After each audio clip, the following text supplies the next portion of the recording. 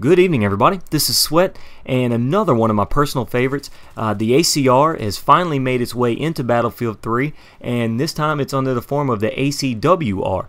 And I think we've talked about that before to avoid copyright issues with the weapon, but I don't know if you've missed my earlier videos with the SPOS 12 or with the MTAR 21, but basically this is a close quarters / Battlefield Premium unlock that you're able to use that some platforms are able to start working toward, that some platforms are able to unlock. And luckily enough for me, the PC was able to unlock this weapon once you start with the assignments. And yeah, I've been really excited about the ACR. I've been really excited about it since they announced it.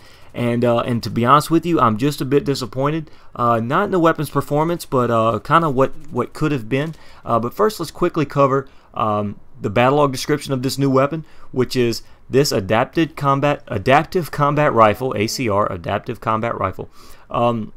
Features a number of recent rifle designs and acts as a lightweight, feature-heavy rifle platform using the modern recoil-reducing Grendel round, the 6.8 round, as well as being built to endure rough weather conditions and capable of utilizing standard magazines. This rifle is equipped to fill many roles required both by military and law enforcement uses. So, to unlock this rifle, it's pretty much the same as all the other weapons in the Close Quarters DLC.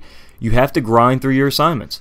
And this particular assignment is not that bad. The task at hand in order to unlock the ACW-R is 30 kills with a carbine, which isn't that difficult at all. But you also have to get 20 kills with an AT launcher, which is either the RPG or the SMAL. I'm not really sure if the Javelin counts as that, but it'd probably be a little bit more difficult since you can only shoot vehicles with that anyway. It's not an anti-personnel launcher. So kind of tedious. Again, we've discussed it in the other videos on the MTAR and on the SPOS. You still have your assignments, and that's kind of, how do you feel about that? Some people are really just not feeling at all the fact that you have to grind through assignments, and some people don't really mind it as long as you don't have to do things like squad TDM and squad deathmatch. If that wasn't really your game types, they kind of forced you to get out of your comfort zone in that sense. So now I want to go over my little statement about being disappointed. Now, the weapon in the game is fantastic. I really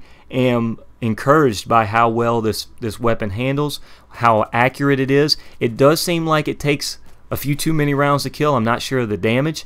It definitely seems like it's 5.56 damage, which again is the kind of the problem I'm going to discuss.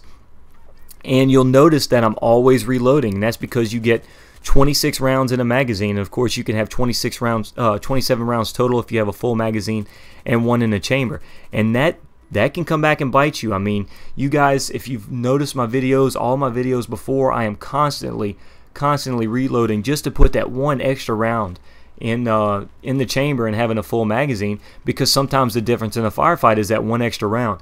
And you'll definitely notice with this weapon, sometimes the difference is those 4 rounds in this particular case that you don't have with a 30-round magazine. So, and the reason I'm bringing all this up is because this weapon, the battle log description states, is the Grendel round, the 6.8 Grendel round. And for a little history with that, without getting too much in depth, basically that's in the middle of the 5.56 and the 7.62. Now, the 7.62 is a 30 caliber round. The 5.56 is basically a 22 caliber round. So that 6.8 gives that a little bit of a middle ground, gives it a little bit more stopping power, and usually trades that off for a slower rate of fire. And then the 5.56 is a round that you see in like the A91, another weapon with an incredibly high rate of fire.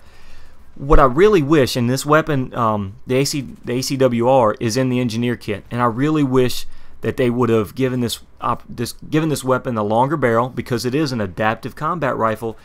You can switch calibers, you can switch barrels. You can make this a longer assault rifle, or you can make this a short carbine. It's a carbine in this game, and I wish it would have been an assault rifle. I wish they would have lowered the rounds per minute to 650 to 750. And I wish they would have upped the damage. I wish they'd have given it a longer barrel, and I wish they would have let this weapon be an assault rifle, because that's really what I expected it to be, and that's really something that I was looking forward to. As of now, for the engineer choices, you guys you're gonna have to pick between the MTAR and the ACR, and if you want controllability, the ACR is definitely the way to go. It's really a weapon you can control. The recoil is minimal, and I can't wait to see how it responds with things like the flash suppressor, heavy barrel, and the foregrip, and those different combinations. So if you want to check out that MTAR video, that's the video on the left. The video on the right is actually the SPOS 12. Both of these in the close quarter DLC, both of them I'm really excited about. All three of these weapons are the ones I'm pretty much the most excited about. So I hope you guys are able to check them all out. If you're new here, just click that subscribe button. If you really enjoyed this video, I'd appreciate the like and the share to help spread all these videos out. And thank you again for watching, guys. You guys have a great day.